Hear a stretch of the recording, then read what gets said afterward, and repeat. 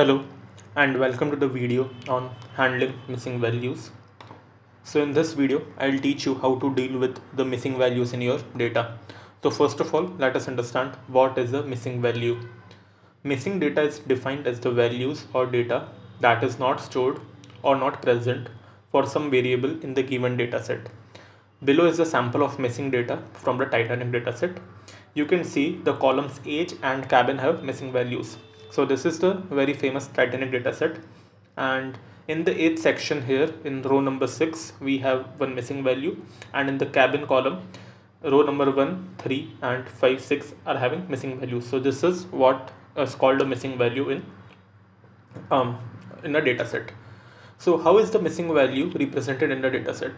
So in the dataset, blank shows the missing values, but when we usually load the dataset in pandas, the missing values are represented by NaN. That is, so why is data missing from the dataset? So there can be multiple reasons why certain values are missing from the data.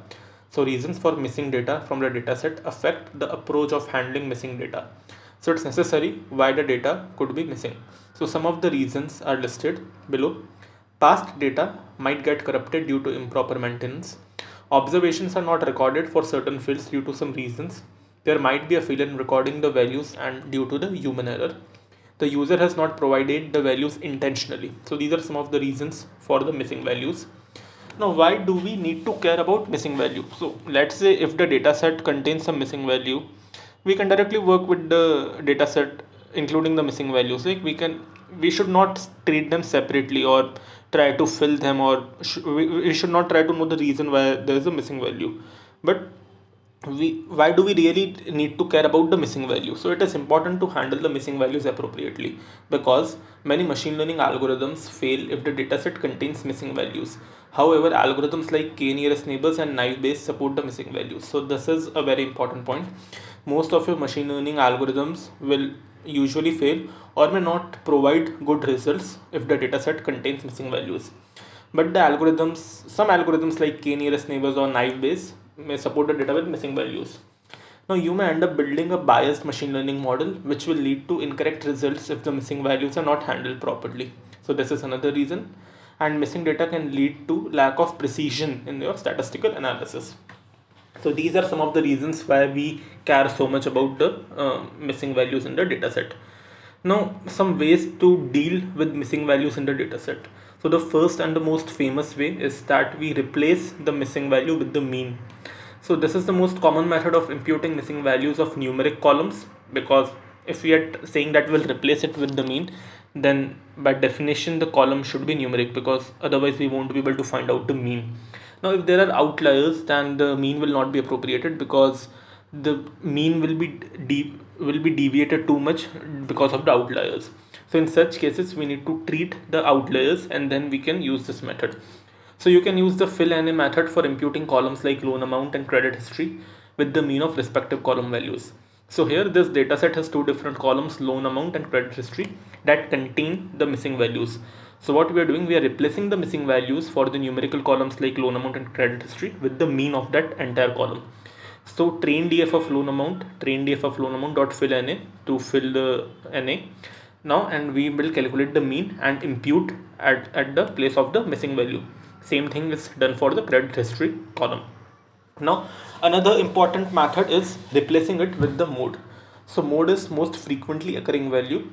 It is used in case of categorical features.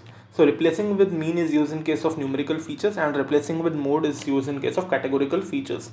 Now you can use the fill NA method for imputing the categorical columns like gender, married, self-employed. So gender will be a categorical column like male, female, male, female. Now married can be yes, no, and self-employed again can be yes or no. So these are all categorical values. So we'll use this code and this approach to fill the missing values with the mode of the entire column. So this was about replacing with mode. Now imputing missing values for categorical features. So there are two ways to impute missing values for categorical features.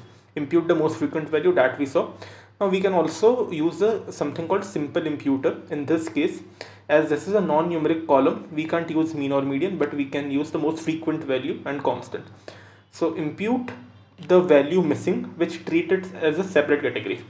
So when we were talking about replacing it with the mode, we were like for if we take the example of the gender column, let's say the mode of that column is male, so male is the most frequently occurring value in that column. So in the previous approach, we'll simply impute the missing cell with male, the mode of the column. But here, by using the simple imputer, we can create a third category itself, missing, that will treat missing as the third category of that column. So the model will understand that this missing is a third category. So this can also be done. So I hope you're clear with the basics of why do we treat missing values separately and why it is important to deal with them and the basic concept.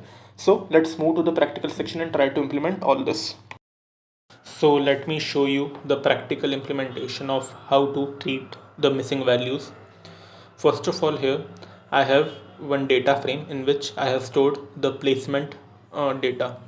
Now this data contains multiple columns like gender, percentage, section, degree, salary, status, specialization, etc. etc.